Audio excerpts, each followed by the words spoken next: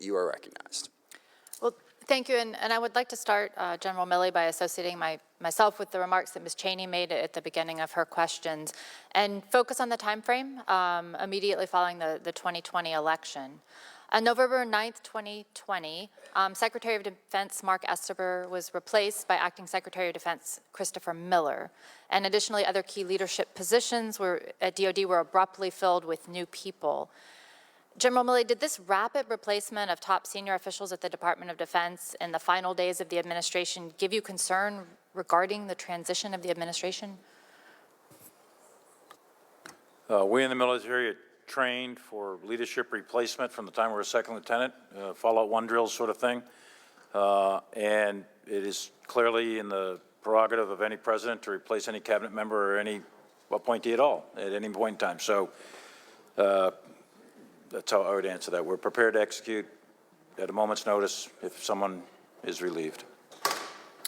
And General Milley, did you have any concerns at the time that involved the potential misuse of the military for political reasons? I was determined to make sure that the U.S. military is properly employed, and I would render my advice to ensure that the U.S. military is employed not for political use. Well, thank you. And it's been referenced a few times during the hearing today that you did cooperate with several authors for specific books. And it seems as though your choice to do that was that you wanted to get the story straight, the facts out there about different things that transpired during this time frame. And you acknowledged today that you frequently speak to reporters, and also yesterday in comments to senators that you sometimes do that anonymously. I think that we would all like full transparency and full understanding of the facts surrounding this time frame.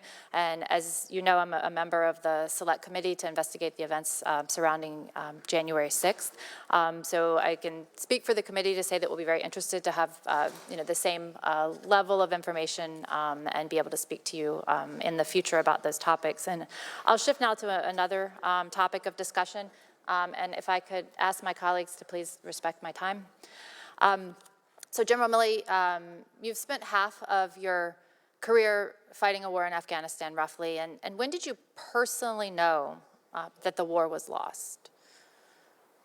Well, I think if you go back to 5-6 years ago, I knew it was stalemated. Lost is a different word, but I believed it was stalemated, and I believed 5 or 6 years ago that it was unwinnable through U.S. military means for several reasons. There's a sanctuary in Pakistan that was not going to be destroyed or defeated, and that insurgencies are highly political wars to begin with, and what was important to win is to have an indigenous government that was seen as legitimate in the eyes of the people, along with a military, their police and army that could adequately deal with that situation. But I knew years ago that it was stalemated, said that repeatedly, internal and external, and that winning would be defined as a negotiated solution, as most insurgencies are historically. They result in a negotiated solution between the insurgent and the regime. And I thought that was the best way that this could handle. I didn't think there was a military solution. So it's interesting to me that you used the word winning. Did you think that winning was possible, or did you think that a stalemate or a status quo was really the only ultimate outcome that we could hope for in this situation?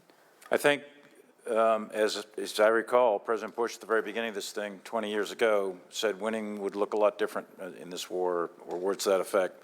And I think he was right then, and I think that a negotiated solution was the best way of approaching a quote-unquote win. I think that would have been in the best interest of the United States, and it would have been in the best interest of the region and the Afghan people, was a negotiated solution between the Taliban, the insurgents, and the government. Well, thank you. And I saw Secretary Austin nodding. I know there's very little time left. Did you want to add something briefly? Yeah, you heard me say at the very top that my hope was that we could reach a negotiated settlement. A stalemate would actually provide the opportunity to do that for both sides to negotiate in earnest if neither thought that they were going to win. And again, we just never reached that point because the Taliban had advantages coming into this because we weren't striking them. We released prisoners. Gentlelady's time has expired. I appreciate it. A couple quick announcements. So there is a vote on. We have a hard stop at 2.